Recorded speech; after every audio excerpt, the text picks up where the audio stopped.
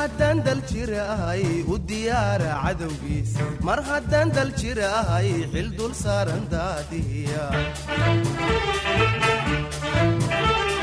mar haddaan dal jirahay u diyaara cadowgiis mar haddaan dal jirahay xil dul saaran daadiya dul ahaan afrikaan xaqooda u doonaya doc ahaan soomaali baan sharafkooda dayraya dibu socod gumaystaan gaashanka u daruuraya dibu socod gumaystaan gaashanka u daruuraya anigoo dagaalamaya dhulkayaga xuma u diidan oo libinku diriraya hadku daata dhiigaygu anigoo dagaalamaya dhulkayaga u diidan oo libinku diriraya hadku daato dhiigaygu bismillaahi raxmaani raxiim assalaamu calaykum waraxmatullaahi wabarakaatu daawadayaal iyo dhegaystayaal ku soo dhawaada mar kale barnaamijkii daljir oo hadahan oo kale ka daawataan muuqaalbahaya qaranka kana dhegaysataan radio muqdisho daawadayaal dhegaystayaal toddobaadkan barnaamijkeena waxa uu ka soo qabanaynaa xarunta Villa Baydhabo ee magaalada Muqdisho oo hadda u ah xarun ku meergaara kooxda fanka ee horseed ee ciidamada qalabka sida waxa fooda nagu soo haysa toddobaadkii xorriyadda hadaba waa sidee qaabka ay ugu diyaar garoobeen kooxaha fanka ee ciidamada qalabka sida heegan oo ciidanka booliiska ah horseedda ciidanka xoogga dalka ah iyo waliba kooxda onkod ee ciidanka asluubta Soomaaliyeed toddobaadkan waxaan ku hormarinaynaa kooxda horseedda ee ciidanka xoogga dalka Soomaaliyeed oo xarunta ku meelgaarka ah oo Villa Baydhabo ayaan halkaasi aan kula soo kulmay hadaba ugu horeyn waxaan ku hormarayaa mid kamid ah heesaha kooxdaasi ee qaaday ciidanka furmaha jiray filnada ka hortaga la yiri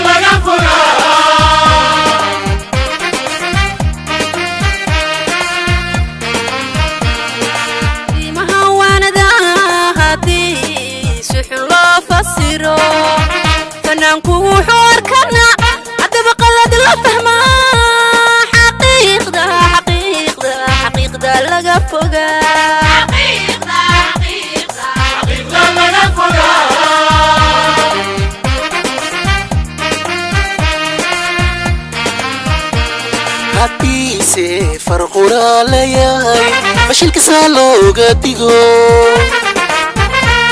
hadiise farqura leeyahay fashilka salooga digo الحما وحكيني كرا أبوان فرتنوغو قدو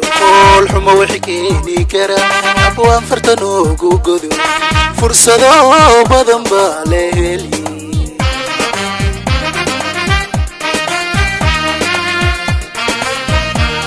هاتيسي فرخورا لياي فشل كسالوغا ديغو هاتيسي فرخورا لياي فشل كسالوغا ديغو الحما وحكيني كرا أبوان فرتنوغو قدو الحما وحكيني كرا أبوان فرتنوغو قدو فرصة بدن بالهلي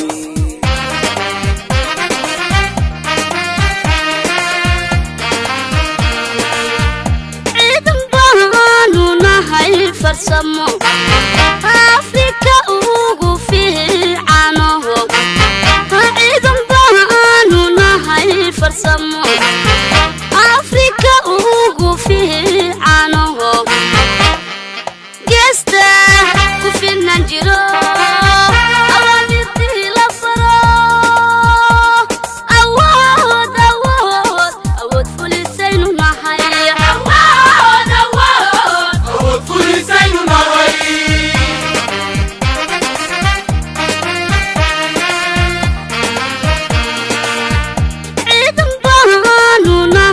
farsamo Afrika ugu fiicanaho ciidan baanu nahay farsamo Afrika ugu fiicanaho gesta ku filan jiro awaamirtii la faro awood fulisaynu nahay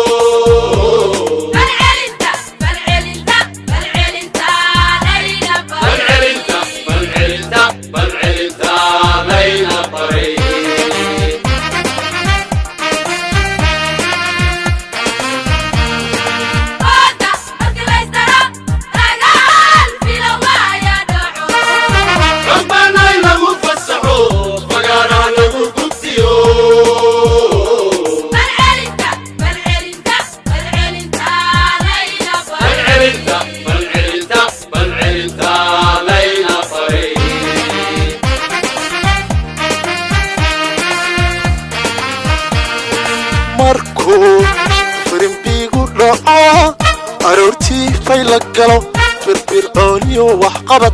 ciidanka ugu fiicaniyo waxaan ahay fool horaa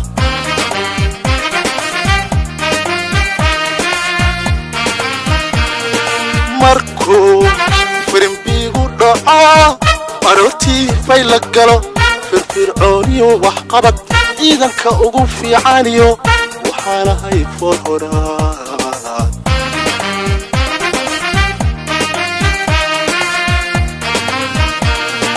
dunidu way ficiltanta faa'iiday raadisa dunidu way ficiltanta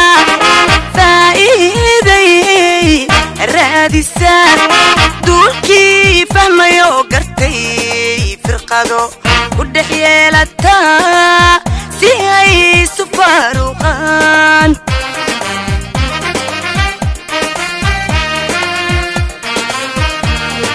dunidu way ficiltanta faa'iiday raadisa dunidu way ficiltanta faa'iiday raadisa duulkii fahmayo gartay firqado u dhex yeelata si ay isu faaruqaan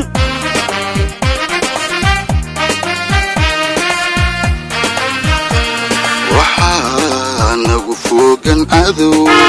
dibkeena kuwada farxee ninka geeso la faqan fiilada hoos kala xidhan soomaalay maxaad ku faali soomaalay maxaad ku faali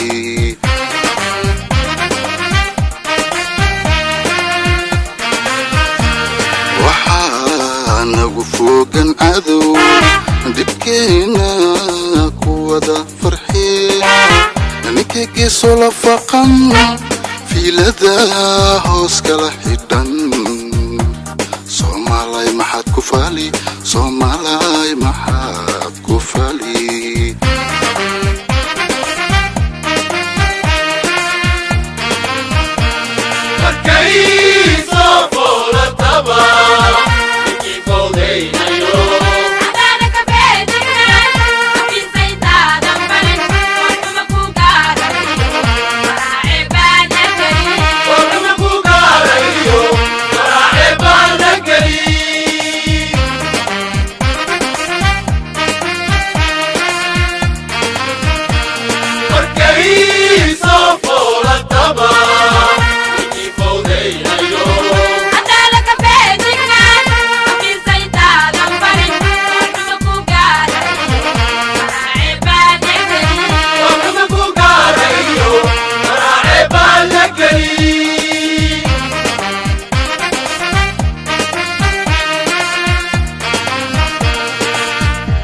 kuwaasi waxay ahaayeen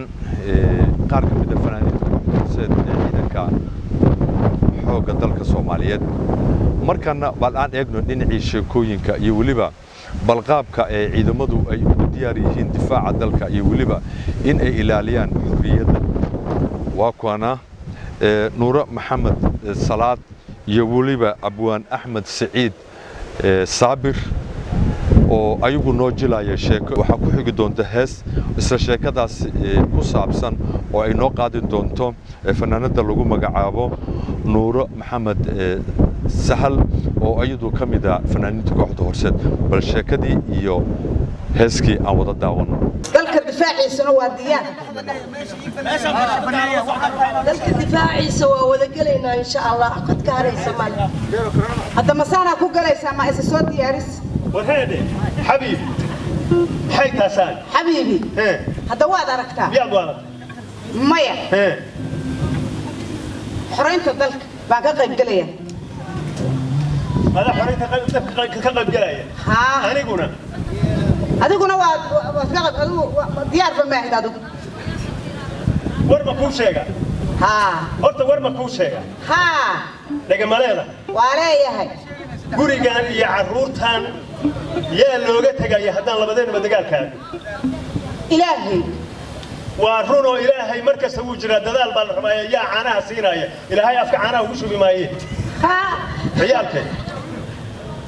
عاشا شوكت عاشا عاشا عروضة وتغير عاشا خير قاري لنا هو أنا وأوسى ورجيسة reer gaar aan leeyahay ilaahay ka cabsoo ninkaaga adee oo wuxuu ku yiraahdo maqal ninkayga waa adeecsanahay ilmahaygana ilaahay baan uga taganayaa wadankana waan xoreynayaa هيا صدح مار قادم war ha igu soo sheegin maya maya alaabta dhig ala dhagaysa xabiibi xubig waxaan ku yiri hadda waa isogna waxa weey ya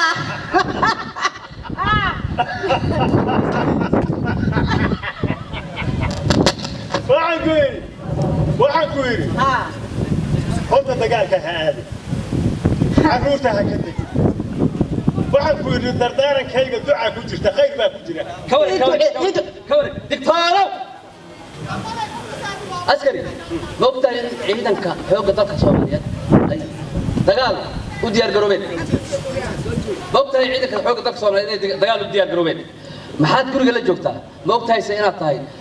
taliye urur taliye koox inaad tahay soo bog maxaad la joogtaa meesha oo lagu tababaray midaan ku yiraahdo haye taliye diyaar baan dagaalkana waan aadaya oo waxa weeye alaabtayda iyo waxay waa wataa laakiin waxaan codsanayaa inuu dagaalka in hal meel ay geeyo xagee rabtaa waxaan rabaa dagaalka faylka u horeeyo xabadu ka dhacayso aanu kama dagaalamo haye meesha barta taliska maar barta taliska intaan fariisto markii dhaawac la keeno maar beebeyaasha lagu keeno dhaawac alaabta lagu keeno aanu beebeyaal ku qaado haye beebeyaasha intaan ku qaado meelaha dhiigiga gaargaaro koofidayda iyo magaaladii aan geeyo gabdhuhu mashxaradaan la markay beebeyaasha arkaan oo gabdhuhu yiraahdaan walaal arrintu xagee maraysaa ilaahdo waa gulusha oo jiid hormaad aad ugu dambayso dadku ku arkaan war aniga waxaas kaaba rabe دكتور بان كلاي هورت سو شقتك ايوه اسلامتنا maxay rabtaa difaaci u socod anigu diyaar baan islaanta aniga aniga reerkeeda iyo ma dhaxgalayo askari aniga reerkeena ma dhaxgalayo islaantaada ka soo dhamay shaqa laga rabaa sida ugu dhaqsiyaha badan waa inaad ku imaataa dagaal baa loo dirayaa maxay u gali weysaa dagaal soo askariyad maaha reerkaaga adiga soo xaliso reerkaaga soo xalisaan ku yiri doctor wariya askari نصر شغل كان دونيا شغل كان دونيا سوي أنا حبيبي وأكوش إن كوش اللي جاي لي أي محل سوي ده وراني قال لي صوت تببر وحول الله يصوت تببر وأدوم والصوت دمي وجاب صوت دمي أدوكم حاسمين يسا ولا لي محاسمين يسا قول بالك تببر هذا يا واه وراني قال لي تببر كنا حتى كتصيح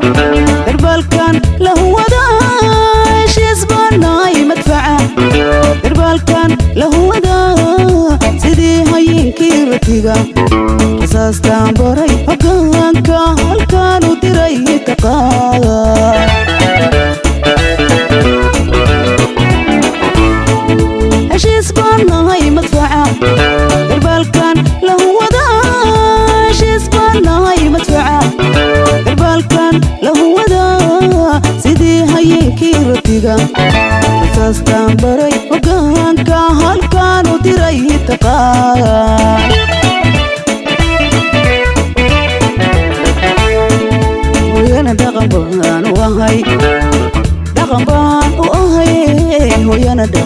baan u ahay dhaqan baan u ahay howlaha reerkiyo bulshada hareertaydan qabtaa hareertaydan qabtaa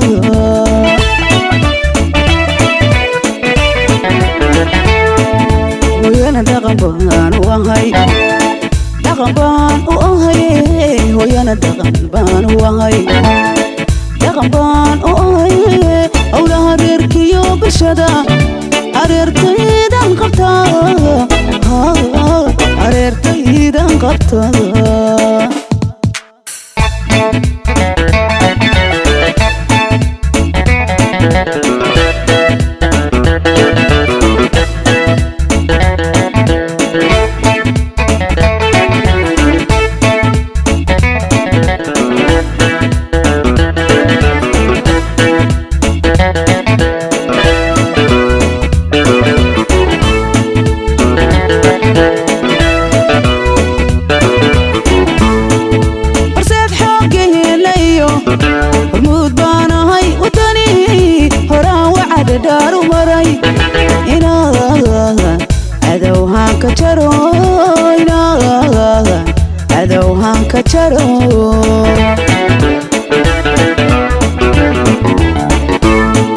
horseed xoogaheenayo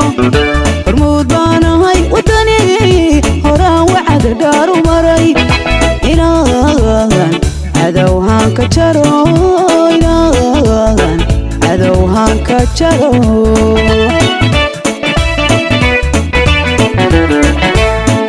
hawsarkiyo bmkan nacabka ku hogaamiya hawsarkiyo bmkan nacabka ku hogaamiya agaricee baylato xisaastaan baray hogaanka halkaan u diray taqaan hawsarkiyo bmkan nacabka ku hogaamiya hawsarkiyo bmkan nacabka ku hogaamiya agaricee baylato xisaastaan baray hogaanka halkaan u diray taqaan hooyana dhaqan baan u ahay dhaqan baan u ahay hooyana dhaqan baan u ahay dhaqan baan u ahay howlaha reerkiyo bulshada hareertaydan qabtaa hareertaydan qabtaa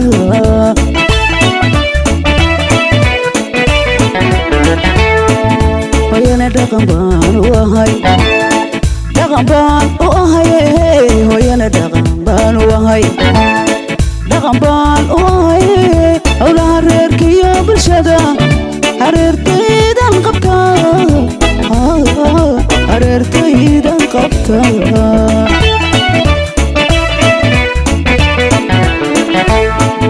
hooyana dhaqan baan u ahay dhaqan baan u ahay hooyana dhaqan baan u ahay dhaqan baan u ahay howlaha reerkiyo bulshada hareertaydan qabtaa hareertaydan qabtaa hareertaydan qabtaa hareertaydan qabtaa ama waraysi gaar aan la yeeshay taliyaha kooxda horseed ee ciidanka xoogga dalka Soomaaliyeed gaashaan la dhaxay Cabdullaahi Nuur Cawaale Cabdullaahi Xalwo su'aashii ugu horeysay aan weydiin waxay bal inuu faahfaahin naga siiyo sida ay tahay hadda kooxda horseed ee ciidanka xoogga dalka Soomaaliyeed bismillaahir rahmaanir rahiim kooxda horseed haddaan warbixin ka siiyo waa koox dhisan oo u dhisan wacyigelinta ciidamada xoogga dalka Soomaaliyeed iyo ummadda Soomaaliyeed inay wacdi geliso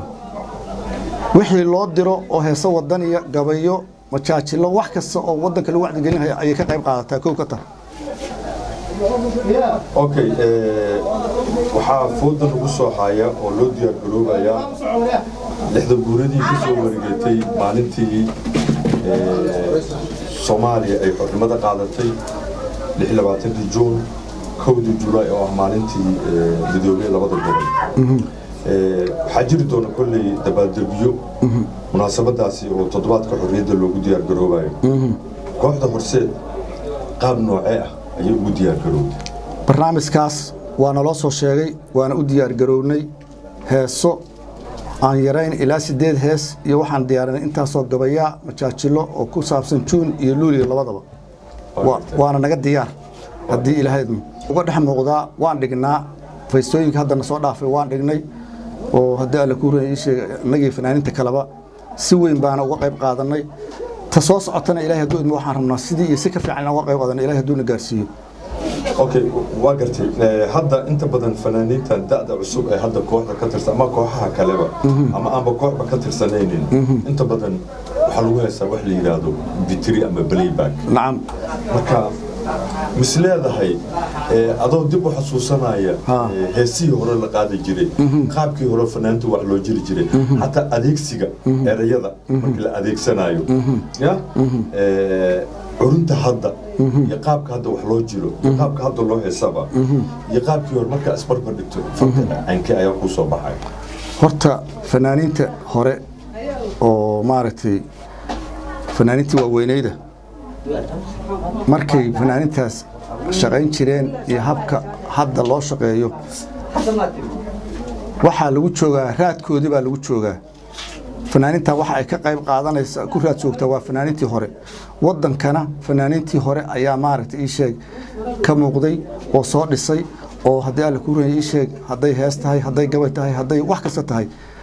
fanaaniintan kalena hadda iyagiiba ku raadsaadkoodii ayay ku joogaan ugu dambeyntii ayaa waxaan kula kulmay inta aan joogay Villa Baydhabo ee xarunta ku meel gaarka ah ee kooxda horseed ee ciidanka xoogga dalka Soomaaliyeed ee waa dhinaca fanka abwaan Axmed Saciid Saabir oo kamid ah abwaanada kooxda iyo jilaayaashaba su'aashii ugu horeysay aan weydiiyay waxay ahayd maadaama uu hal abuurada kamid yahay toddobaadkii xorriyadana ay nagu soo food leedahay maxaa oo bal asaga uu ugu talagalay بسم الله والحمد لله والصلاة والسلام على رسول الله عدك هذه أدبان كوجو مهل علينا وحن كم إذا هاي هرتا أبوانا هرسيت سداد وشاكتهاي قاب كي وقادن كرتا سواش سدان دي بقول نقطة قاب كان وقادن كرا و لبن نوع هدي لوبا هذا جرا نمون لغو موجينا يا نوع أكتر إسكي لغو موجينا يو سند جوروين كي ومدة الصوماليات qaabka looga hadlaayo oo loo tusaayo bulshada Soomaaliyeed qaabkaas qaab jila ahaan uga qayb qaadan kara qayb murtiyeedna uga qayb qaadan kara iyo wixii la mid ah oo maarta la iga baahdo oo dadaala laakiin profession-kayga caadiga ah waa abwaanimana uga qaadanaya jiraana uga qaadanaya وقت مركا ودمنتي تضبطكي حرية يا فوضى نقصها هاي أبوان واطي هاي بسم الله حلي الله هلا قومني ما يمحق قوبست هذه يقول في علاط كرمامية الصعد محق قومني ما يخرجوا قاعدتها انت سنكسر كوبي دعوة اللي دقيستال قدام برنامج كيني دلجر تضبط كان أم كسر قاعتي kooxaha fanka ee ciidamada qalabka sida ay ugu diyaar garoobeen maalmaha xurriyadda ama toddobaadka xurriyadda oo foodo nagu soo haysa waxaana toddobaadkan ku soo qaatay kooxda horseed ee ciidanka xoogga dalka Soomaaliyeed dhinaca kaamirada waa Cabdisalaam Mukhtaar farsamada waa injineer Cabduqaadir Muxyidiin Khaliif mid lamida daawadayaal dhageystayaal intaan ku kulmi doono sidaa iyo nabadgelyo mar haddaan dal jirahay u diyaara cadowgiis mar haddaan dal jirahay xil dul saaran daadiya mar haddaan dal jirahay u diyaara cadowgiis mar haddaan dal jirahay xil dul saaran daadiya dul ahaan afrikaan xaqooda u doonaya doc ahaan soomaali baan sharafkooda dayraya dibu socod gumaystaan gaashanka u daruuraya dibu socod gumaystaan gaashanka u daruuraya anigoo dagaalamaya dhulkayaga xuma u diidan oo libinku diriraya hadku daata dhiigaygu anigoo dagaalamaya dhulkayaga u diidan oo libinku diriraya had ku daato dhiigaygo